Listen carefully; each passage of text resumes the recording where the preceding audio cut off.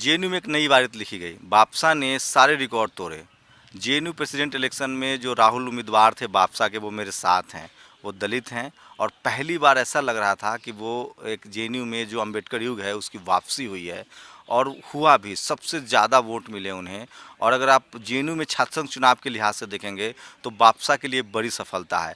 और ये सिर्फ जेएनयू की बात नहीं है, बापसा की जो सफलता थी, भले ही वो चुनाव हार गए, लेकिन उसने जो लकीर खींची है, उसने जो ट्रेंड सेट किए हैं, उसका असर दिखने लगा है बाकी दूसरे देश की यूनिवर्सिटी में। और पूरी देश दुनिया में इस बात की चर्चा हो रही है कि दलित समाज के लोग अब लीडरशिप अपने हाथ में लेने के लिए आगे आ रहे हैं। हम इन्हीं सब मुद्दों पर राहुल से बात करेंगे।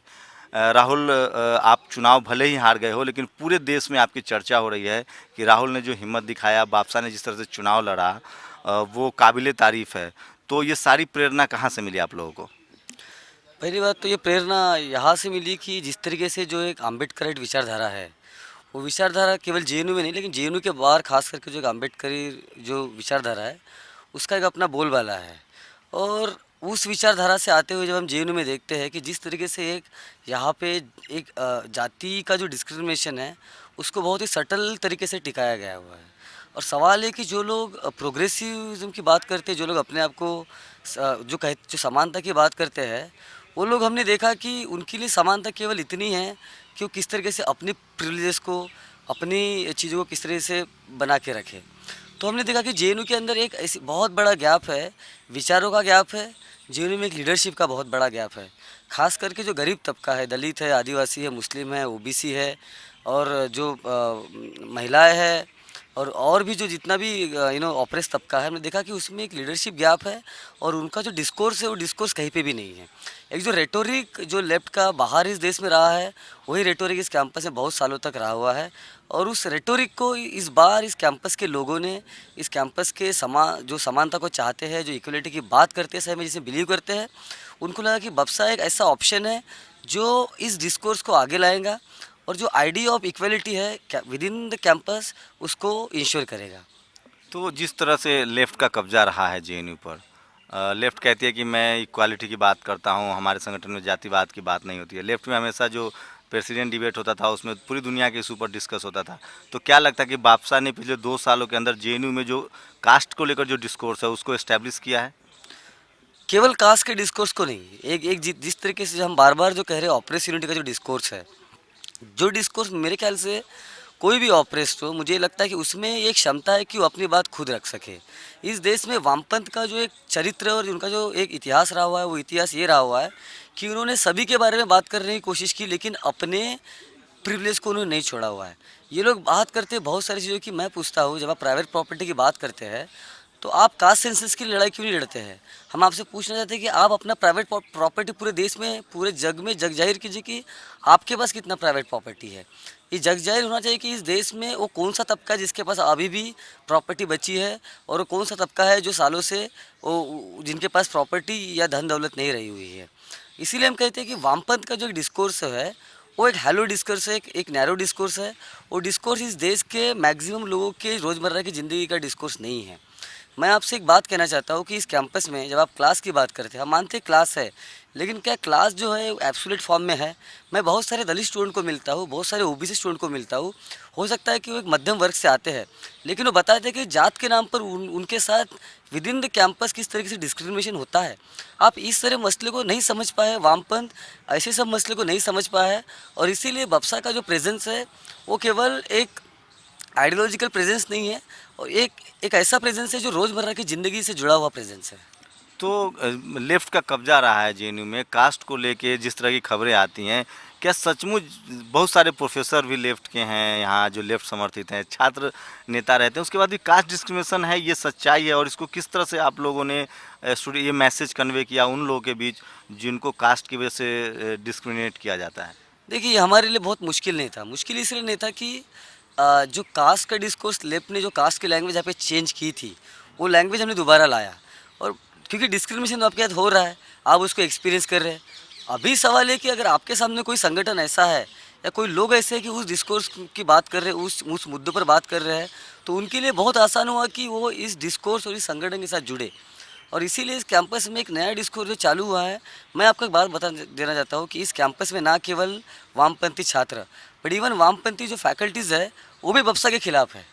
जिस तरीके से बप्सा के बारे में जो चर्चा पिछली बार कुछ वामपंथी प्रोफेसर ने अपने सोशल मीडिया पे बप्सा के बारे में टिप्पणी की, मेरे ख्याल से वो टिप्पणी ये दिखाता है कि जो फ्रस्ट्रेशन है और जो इनसिक्योरिटी है कि एक बार अगर इस देश का ऑपरेस, इस कैंपस का ऑपरेस अपने हाथों में चीज़ें ले लेगा, अपनी बात खुद करने लगेगा, तो इनका जो एक पूरा एक जो मैं कहता हूँ कि एक जो धंधा इन्होंने खोल के रखा हुआ है कि आप किताब लिखेंगे दलित के ऊपर, आप रॉयल्टी कमाएंगे उस किताब के ऊपर, लेकिन उसी डिपार्टमेंट में आप दलित प्रोफेसर नहीं रखेंगे, उसी डिपार्टमेंट में आप दलित स्टूडेंट्स को 0 मार्क्स देंगे। तो उनको पता है कि एक ऊपरी जो चीज़ें अभी तक करते आ रहे हैं, वो ऊपरी जो परत है अभी वो खसकने लगी है।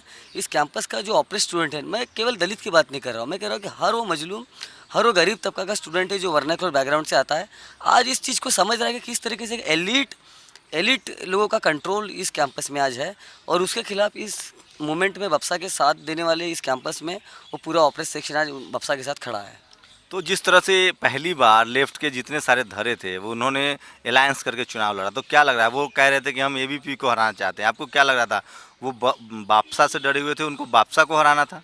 देखिए, हम जब बप्सा चुनाव में उतरा और चुनाव के पहले बार बार कह रहा था कि जिस तरीके से एबीवीपी ने जेएनयू कैंपस को और रोहित वेमुला के बाद और उना मूवमेंट जो चला, उसके बाद में पूरे कैंपस में चाहे वो दलित हो, ओबीसी हो, कोई भी एक जो प्रोग्रेसिव तबका हो, जो समानता में बिलीव करता है, वो एबीवीपी के खिलाफ खड़ा होने वाला था। जो एबीवीपी का काडर है, वो काडर पता नहीं वो कितना काडर उनके पास टिका है नहीं टिका है, लेकिन जो एक प्रोग्रेसिव तबका है, जो हो सकता है किसी पॉलिटिकल पार्टी के साथ जुड़ा नहीं हो, वो एबीवीपी के पूरी तरीके से खिलाफ था। और हम बार बार ये बात कर रहे थे कि इस कैंपस में एबीवीपी अभी नहीं आने वाला है। इस कैंपस में इसीलिए हम कह रहे थे कि जो डर वामपंथी पार्टियां दिखा रही थी, वो डर एक खोखला था, वो एक झूठ था। इनको पता था कि बप्सा जो है, बप्सा अगर उभर जाता है तो भाई इनका जो अभी तक का जो पूरा एक जो चल रहा है कि इस देश के ऑपरेस के नाम पर अपनी राजनीति चमकाने का जो इनका पूरा अभियान चल रहा है, वो ख़त्म हो जाएगा। और इसीलिए जब इनको ये डिस्कोर्स इनका जब यानी लोग इनको सवाल पूछने लगे कि यार आप ये क्यों कह रहे हैं कि आप बप्सा को वोट देंगे तो एबीपी आ जाएगा, बप्सा तो हमें स्ट्रांग लग रहा है, बप्सा तो आ रहा है, तब इन्होंने एक नया तरीके से स्लैंडरिंग चालू किया। मेरे पर्सनल लाइफ के बारे में सोशल मीडिया पे लिखा गया, बोला गया, मेरे पर्सनल फ़ोटोज़ को इन्होंने बहुत गलत तरीके से प्रेजेंट किया, मेरा जो एक स्पीच का वीडियो था उसको डॉक्टरेट किया गया। वो लोग जिनका एबीवीपी और संघ के लोगों ने जिनका वीडियो डॉक्टरेट बना के पूरे देश में फैलाया, और बप्सा के खिलाफ यही वामपंथी लोगों ने मेरा वो एक डॉक्टरेट वीडियो बना के इस कैंपस में पूरा घुमाया है, इस कैंपस में हर सोशल मीडिया पे डाला हुआ है। तो हम तभी समझ गए कि इनका जो एक मॉरल बेस है वो ख़त्म हो गया है। अभी इनके पास, जब कहते हैं कि दुश्मन के पास जब कोई हथियार नहीं रहता है तो दुश्मन एक आखिरी हथियार उठाता है, वो होता है कि आपकी निजी ज़िंदगी के बारे में बात करना। तो क्या लगता है कि जो जो लेफ्ट की गोलबंदी थी उसको आप कास्ट गोलबंदी के रूप में देख रहे हैं कि अपर कास्ट के जो भी अपर कास्ट के लोग थे वो एक तरफ हुए और उनकी उनकी रणनीति थी कि बापसा को जो दलित लीडरशिप आने की कोशिश है उसको रोका जाए? बिल्कुल, ये पूरी कोशिश थी, पूरी वामपंथी संगठनों की कोशिश थी, राइट विंग संगठनों की, इन दोनों की कोशिश थी कि जिस तरीके से इन्होंने जो कैंडिडेट दिए हुए थे, इनको पता था कि इस कैंपस का जो बैकवर्ड, दलित, ओबीसी, माइनॉरिटी, इवन महिलाएं जिस विचारधारा से समानता से समझती है, वो सब लोग ये समझते हैं कि सोशल जस्टिस का मतलब है कि आप समाज के उस इंसान को, उस व्यक्ति का हाथ पकड़ के उसको मेन स्ट्रीम में लाए जिसको समाज ने अभी तक एक हाशिए पे रखा हुआ है।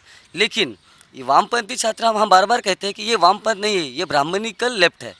ये ब्राह्मणिकल लेफ्ट है जिसने हमेशा जाति के क्वेश्चन पर और रिप्रेजेंटेशन के सवाल पे हमेशा से अपना एक ब्राह्मणिकल रूप दिखाया हुआ है। जब जब रिप्रेजेंटेशन की बात आई है, इन्होंने इस देश के दलितों को आइडेंटिटी पॉलिटिक्स करने के लिए जिम्मेदार ठहराया हुआ है, उनको गालियाँ दी है। आप पूरा इतिहास देख लीजिए, अम्बेडकर जब 1952 में चुनाव लड़ते हैं गोरेगांव मुंबई से, तो वहाँ के सबसे बड़े लेफ्ट लीडर कहते हैं कि आप अपना वोट फेंक दीजिए लेकिन अम्बेडकर को वोट मत कीजिए।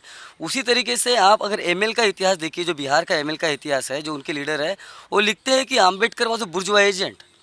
तो इस तरीके से जो एक खिलाफत रही हुई है अम्बेडकराइट मूवमेंट के बारे में, और ख़ास करके ऑपरेस सेक्शन की लीडरशिप के खिलाफ जो इनका मूवमेंट रहा हुआ है, वो जग जाहिर है। और वही इस बार इस कैंपस में दिखा, क्योंकि इनको पता था कि अगर राहुल प्रेसिडेंट बन जाता है या फिर बप्सा का कोई मेंबर अगर सेंट्रल पैनल में आ जाता है, तो इनकी जो पूरी जो एक अभी तक का जो एक पूरा इनका जो कर्मकांड जो चल रहा है, ये ख़त्म हो जाएगा। आप पीएचडी कर रहे हैं, आप जेएनयू में मैं स्कॉलर, एमफिल कर रहा हूँ आप सर। एमफिल कर रहे हैं, जेएनयू में स्कॉलर हैं।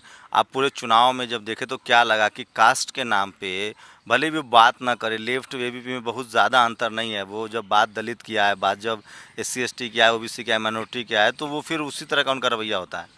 बिल्कुल वही रवैया होता है। हम जब बप्सा इस कैंपस में एक मोमेंटम गेन करने लगा तो बड़ा इंटरेस्टिंगली एबीवीपी कहने लगा कि ये जातिवादी संगठन है क्योंकि जाति की बात करता है, और लेफ्ट कहने लगा कि आइडेंटिटी पॉलिटिक्स कर रहा है। मुझे एक बात बताइए, कोई दलित, कोई मुस्लिम, कोई एलजीबीटी का व्यक्ति, कोई लड़की या कोई भी ऑपरेस सेक्शन का आदमी, अगर उसके आइडेंटिटी के ऊपर अगर उसको शोषित किया जा रहा है, उसके आइडेंटिटी के ऊपर अगर उसको ह्यूमिलेट किया जा रहा है, और उसी आइडेंटिटी को अगर वो असर्ट करता है वो व्यक्ति, तो क्या वो आइडेंटिटी पॉलिटिक्स है? क्या वो जातिवादी पॉलिटिक्स है?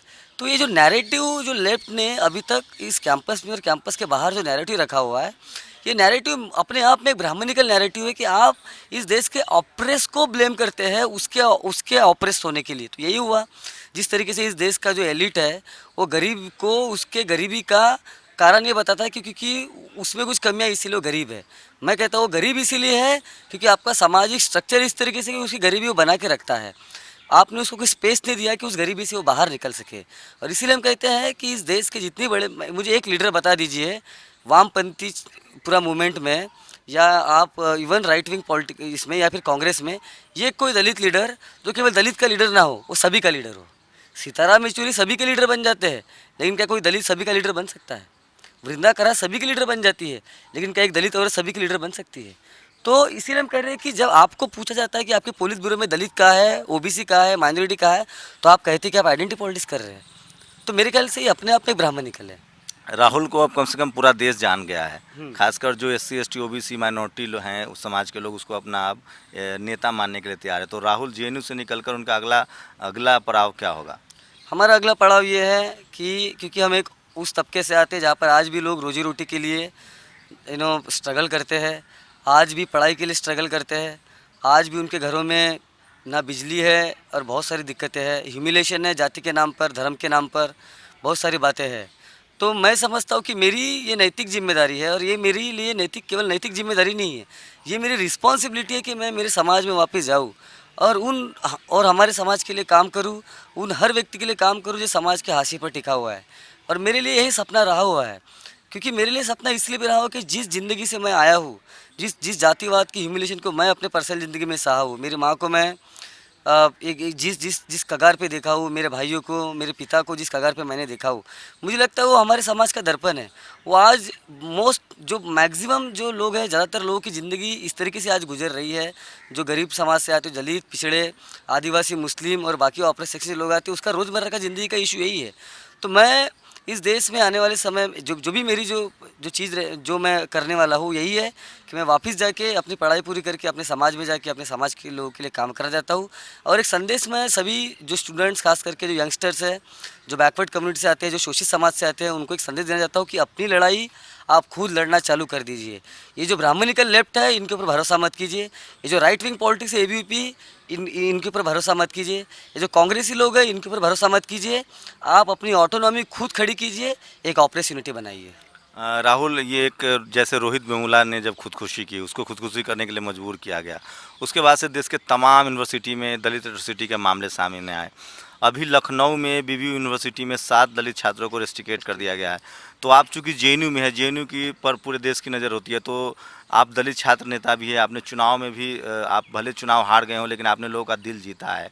एक आपने ट्रेंड सेट किया है कि दलित छात्र भी अब चुनाव लड़ सकते हैं, इसका असर भी दिख रहा है। गोरखपुर यूनिवर्सिटी में दलित छात्रों ने जो अम्बेडकरवादी हैं वो चुनाव भी लड़ने लगे। तो अब आप किस तरह पूरे देश के जो यूनिवर्सिटी में जो दलित छात्र हैं, जो एक तरह का एक जो सहमे हुए रहते हैं, उनके लिए क्या संदेश है आपको कि वो क्या करें और कैसे वो खासकर छात्र राजनीति में अपना पार्टिसिपेशन बढ़ाएं?